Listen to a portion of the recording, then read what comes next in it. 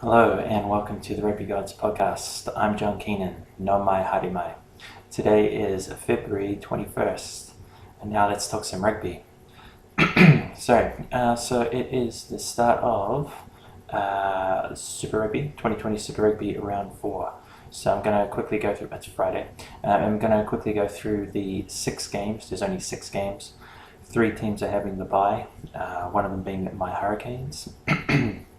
But the other teams having a bye are the Lions and the Waratahs. So only 12 teams playing this week, only 6 games, not 7. So I'm going to go through those 6 games, give you my pick, tell you who I think is going to win. I'm not going to talk around them very much because I've been pretty sick this week. Really pretty much just struggling to get through the week and even pretty much struggling just to put this quick, which really will be quick, podcast out tonight or today. I'm pretty much just going to get into it, tell you who I think is going to win. I don't think I'm going to add much commentary today. I'm just going to plow through it, and then I'm going to finish off with some Six Nations picks because it's 2020 Six Nations round 3 this weekend as well. And I must say there's some quite tasty matchups there.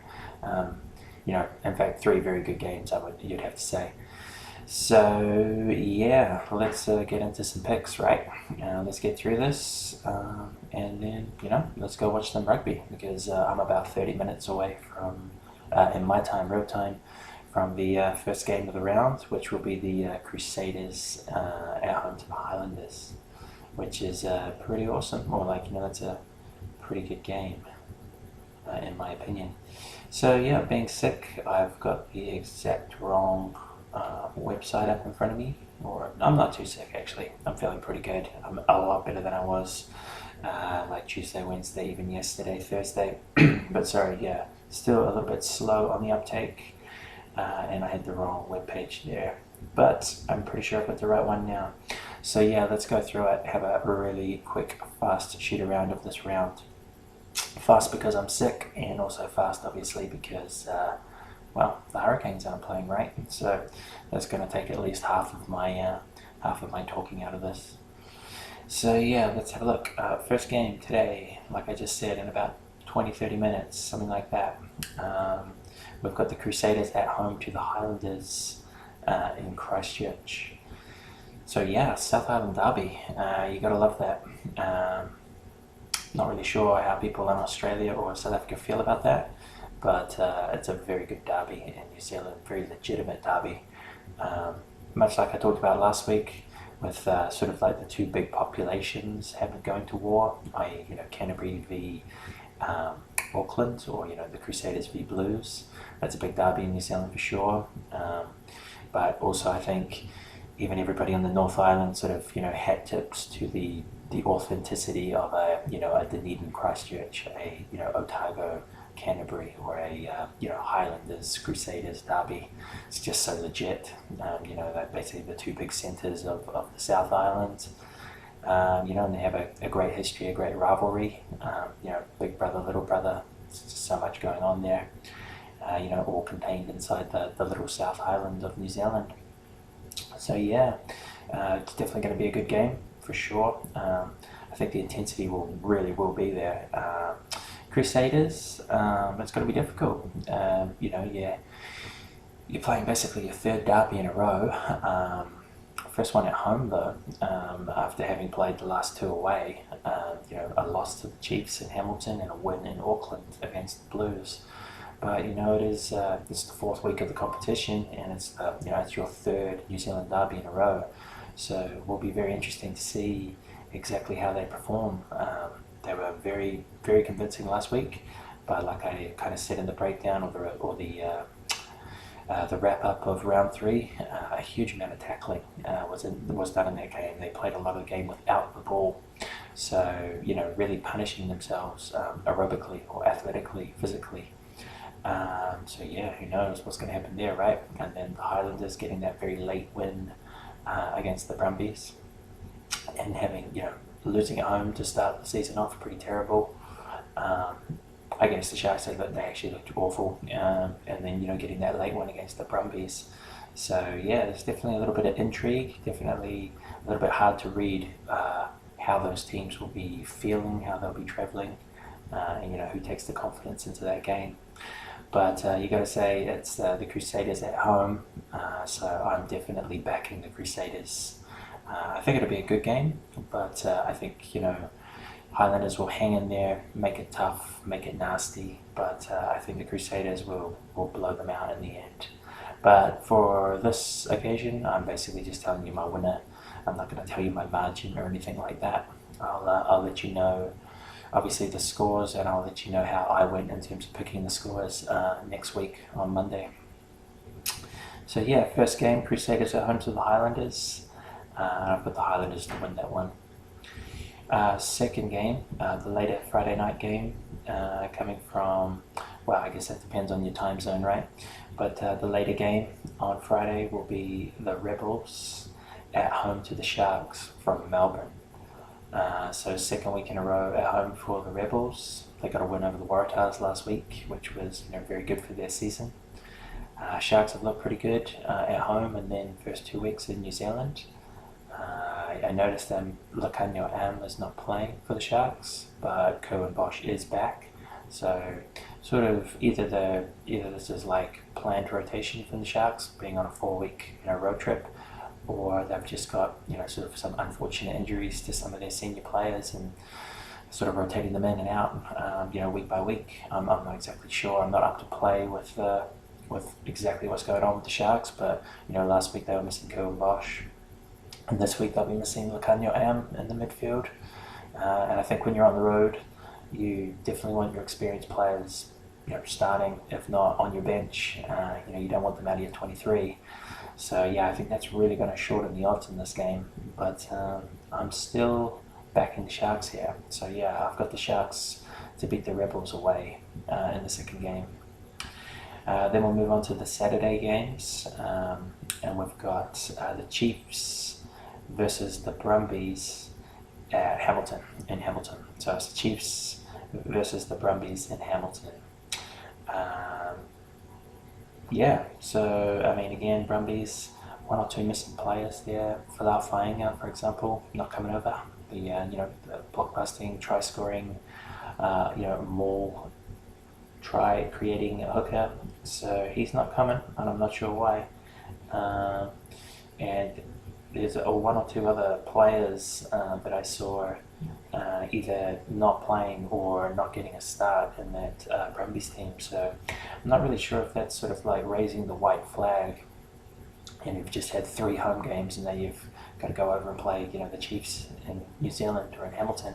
So I'm not sure if that's just raising the white flag and basically just writing this one off. But considering you lost a close one to the Highlanders, essentially lost in extra time last week, you would think you would take it maybe a little bit more seriously, or you think you'd come correct, if you will. You basically bring your best team, your best players. But I mean, again, I've been pretty sick. I haven't really been following the trials and tribulations of individual teams this week. So perhaps it's just injury related again, but it does seem like there's a few key senior players not coming with the Brumbies, or being on the bench, placed on the bench. So yeah, do that at your peril, I think, when you come to New Zealand, especially playing an informed Chiefs team that's 3 wins from 3. So yeah, I've definitely got the Chiefs to win this one. Chiefs are being a little bit experimental as well, but essentially they're starting a fair amount of quality. You've got the likes of Cruden at 10, McKenzie at 15, Sam Cane is going to get a start at 7. So I mean, I think you can tell they're taking it pretty seriously. They want that win. They want to be 4-0, and I believe they go into a bye for round 5. So I think they're certainly eyeing this one up a lot more than the Brumbies. They're at home, and they're on fire. So yeah, good luck Brumbies. I think being a little bit negative there with your team pick, could be a big one for the Chiefs. I've certainly got the Chiefs to win at home. Game 3. Game 4 is the Reds versus the Sunwolves from Brisbane. So I should probably re-qualify that. So yeah, Chiefs at home to the Brumbies from Hamilton first game of Saturday, third game, first game of Saturday. And then game 4 is the Reds at home to the Sunwolves from Brisbane. So yeah, Reds, horrendous 3 weeks, all over the show, travelling in Australia, travelling in South Africa, travelling in South America, and then you come back week 4 to take on the Sunwolves.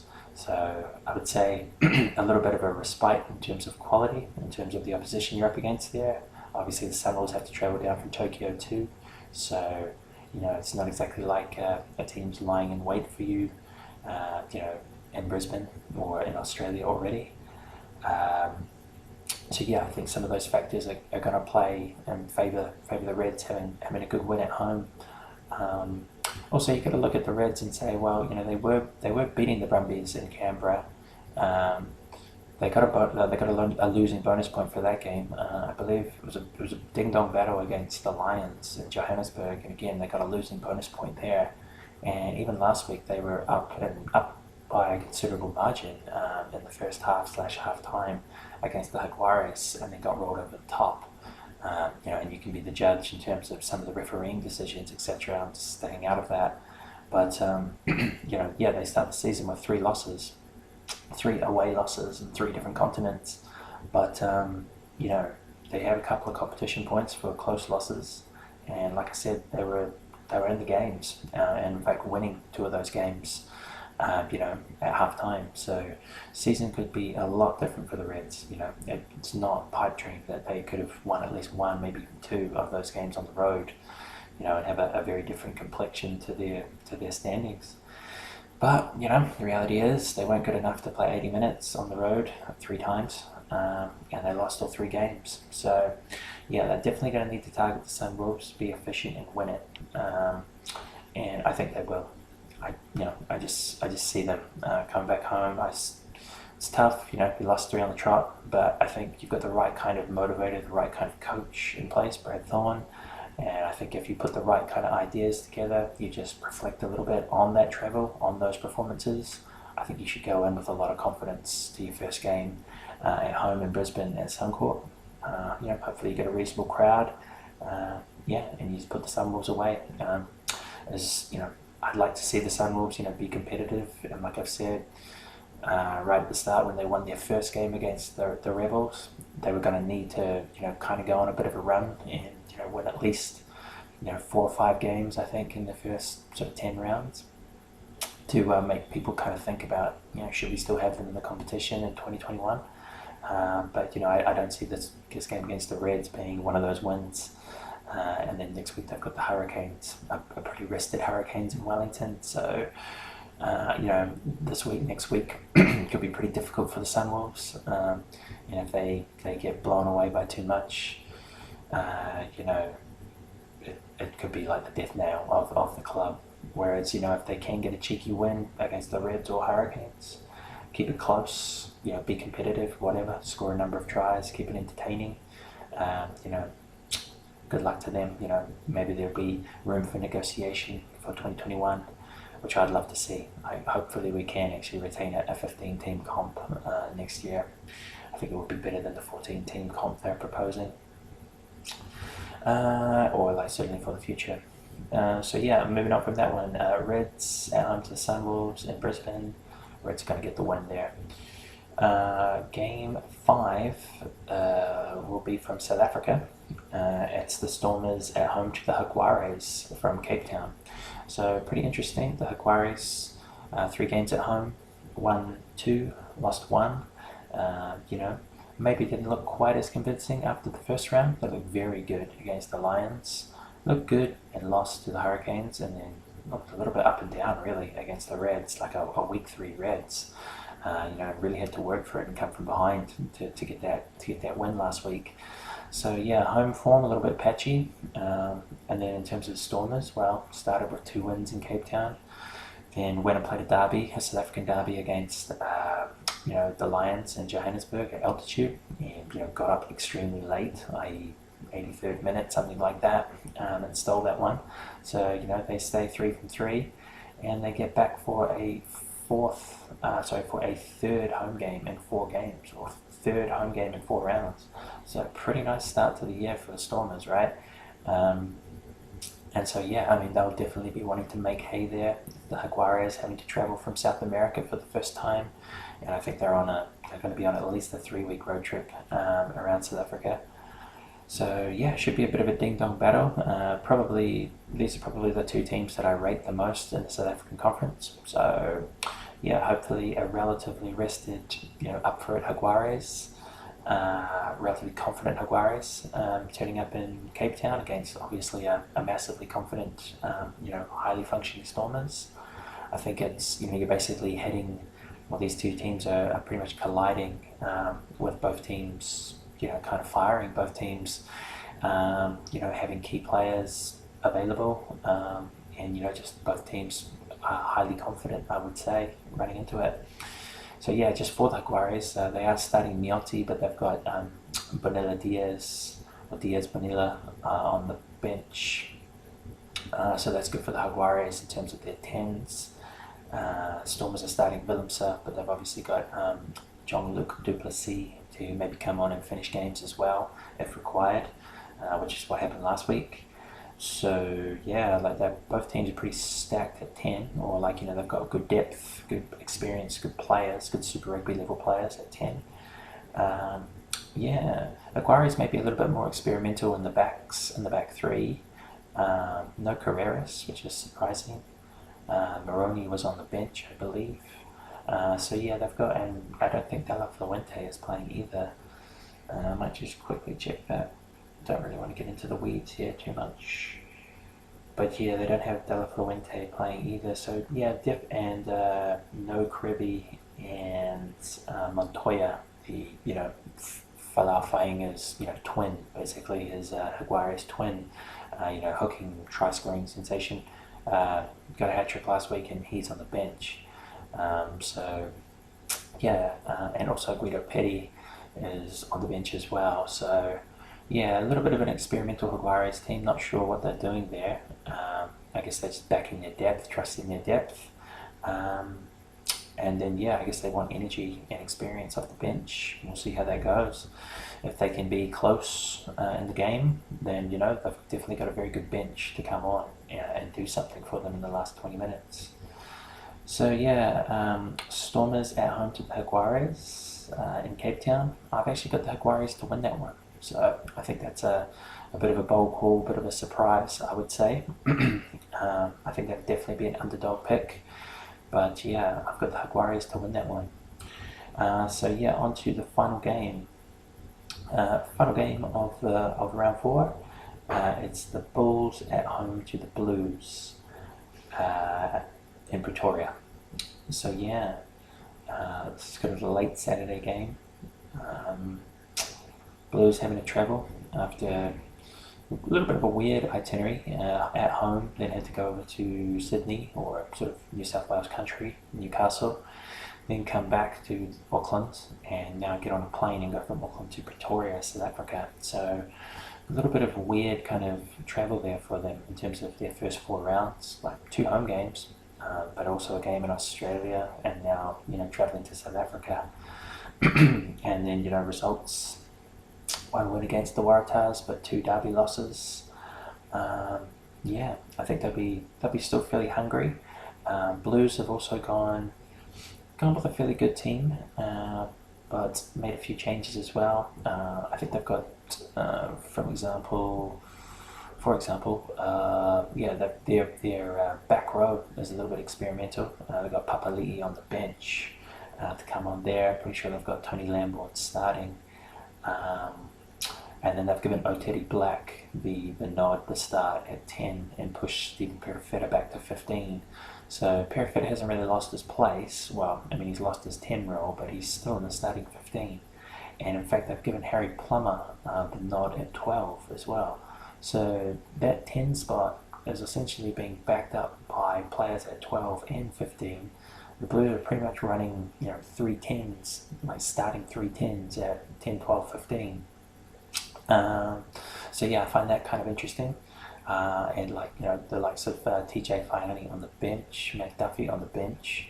So maybe more of your more sort of experienced, more established kind of midfielders, back three, to come on and do a job.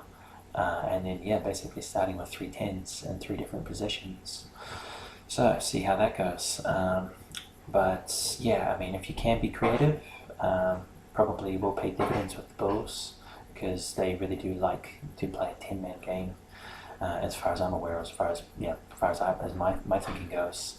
I see them to be a little bit negative, like to kick a lot, like to play a 10-man game. So if you can run them round, and obviously you've got 3 starting 10s there to do that, could be good times for the Blues, right?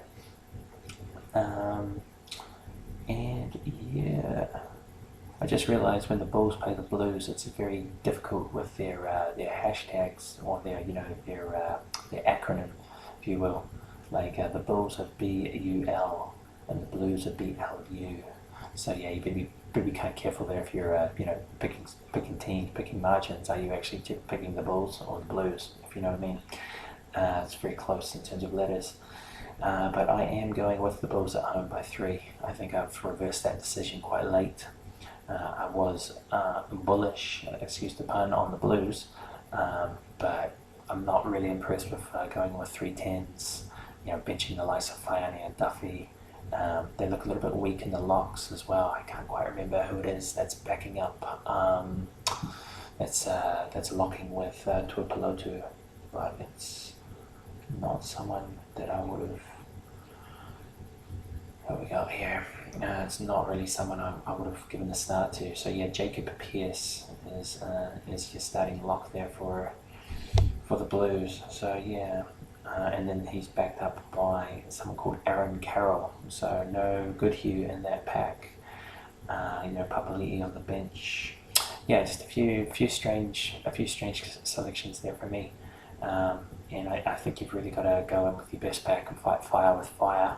Establish some kind of parity with the Bulls in terms of that 10-man game, and then run them ragged, out wide where they're uncomfortable. But I guess for the Blues, they do have the likes of Narawa starting. I think they've given him a shot. They've given Emoni Narawa a start at 14, so that's quite exciting. He was really, really good for Bay of Plenty last year in the New Zealand provincial competition. So good luck to him. And they've still got Joe Marchant playing centre, so it's definitely, and Talia on the other wing.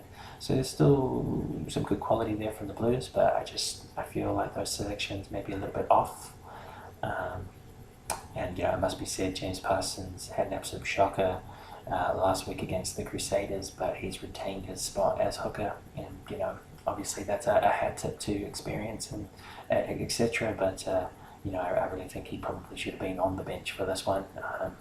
It was pretty costly. The lineup was rough for the Blues last week, so they definitely need to address that, especially against a team like the Bulls. But so that's that. I said I wouldn't do much commentary, and there you go, go off on a tangent. So apologies, but hopefully you can see, got a bit of rugby passion here, right? Even when I'm sick, you can't shut me up once I get going on rugby. So I'm just going to recap that really, really, really fast because I kind of rambled it again, and I want to go on to Six Nations, and I want to run away and actually watch a game. So first game, Crusaders at home to the Highlanders in Christchurch. I have the Crusaders to win. Game 2, Rebels at home to the Sharks. I have the Sharks to win. So Rebels at home to the Sharks in Melbourne. I have the Sharks to win. Game 3, Chiefs at home to the Brumbies in Hamilton. I have the Chiefs to win. Game 4, Reds at home to the Sunwolves in Brisbane. I have the Reds to win. Game 5, Stormers at home to the Jaguares in Cape Town. I have the Jaguares to win. And Bulls at home to the Blues in Pretoria. I have the Bulls to win. So those are my picks for Super Rugby this week. Like I said, only 6 games. So going to want to wrap this one up pretty quick, getting to 25 minutes here. Definitely want to keep this under 30 and get away and watch some rugby, relax for a little while before work. So 3 Six Nations games this weekend. So 2020 Six Nations round 3. First game is Italy v Scotland from Italy, Wales v France from Wales, and England v Ireland from England. So you can kind of see, you'd almost say that's sort of like, your 6 and 5, your 3 and 4, and your 2 and 1, right? Sort of matching up at home. So, or I didn't really phrase that very well. I guess it's your 5, 6, your 3, 4, and your 1, 2, basically kind of matching up there. I think you would say Italy is kind of like definitely 6. Scotland is 5. I think you'd probably say Wales at the moment is 4. France is 3. Although you could probably say France is 2, I guess. I guess maybe I'm not quite right there. And then, maybe Ireland 1, England 2, if you know what I mean. Something like that. Maybe I haven't really gotten that very well. Maybe I've just completely butchered that. I don't know. But I guess in my thinking, sort of long-term historical rankings, I'm sort of thinking, I think those 3 matchups there, maybe say over the last 5-10 years, you'd be kind of like, England at home to Ireland, that's definitely kind of like your Six Nations 1, 2. Wales at home to France, that's like your 3, 4. And then Italy at home to Scotland, that's kind of like your 5, 6, or your 6, 5, if you know what I mean. I think they're very close. They should be very good, very close matches, good matchups. Italy at home to Scotland, I think Scotland will still win that by plenty. Probably 10-15 points, I would say. I'll probably go Scotland by 15 on that. Might as well tell you my margin. I'm not really playing any kind of Six Nations, fantasy. Wales at home to France. I'm going to back Wales on that. Wales to turn it around. Wales to turn it around and win at home. So I've got Wales by 5. So end of the France or end of the French run, I think. And then England at home to Ireland. I'm going to say a sneaky win for the English there at home. Maybe England by 3. So just to recap that really fast, I haven't really looked at the teams at all. I'm just purely looking at the fixtures and just, throwing it out there, really. Italy at home to Scotland, I've got Scotland by 15. Wales at home to France, I've got Wales by 5. And England at home to Ireland, I've got England by 3. So we'll see how that goes. Sorry, I haven't really been able to cover the Six Nations very much this week. It's just been a battle just to, survive, be alive, really. Here we go. That's 27 minutes. That's at least as long as I wanted this one today. So pretty much going to sign off there. We'll see how round 4 Super Rugby unfolds, and we'll see how round 3 Six Nations unfolds. I'm on the line with my picks there, right? So you can call me out on it. So thank you very much for watching or listening. If you did, that was great. Please give me some love 2 ways. So if you can subscribe to this channel on YouTube, that would be awesome. And if you can go to Facebook and give me a like at the Rugby Gods podcast, give that page, that web page or Facebook page a like, that would be awesome. They are essentially my 2 social media outlets. So please give me a Facebook like at the Rugby Gods podcast, and please subscribe to me on YouTube at this channel, basically the Rugby Gods podcast. That'd be awesome. So if you could do those things, that would help me out. Or I'd love that. And then obviously even better would be if you can give me a comment about rugby, and or get in touch with me, send me a message in some way, shape or form. That'd be awesome. So all those good things, right? Hopefully you had a great week and you'll have an enjoyable weekend. Just good luck to your rugby, good luck to your picks if you're involved in fantasy picking, if you're involved in Super Brew. I guess that's one more thing. You can find me at Super Brew. Look for Kane's Stream. It will be in the show notes at the bottom of this YouTube clip. But so hopefully, good luck to you in all your picking for the weekend. And just have a great weekend. Enjoy your rugby. I'll see you, or I'll definitely do something on Monday, looking back at this weekend and these games. So that's it from me. Ka kite anō. I'll see you again. Enjoy your rugby. Goodbye.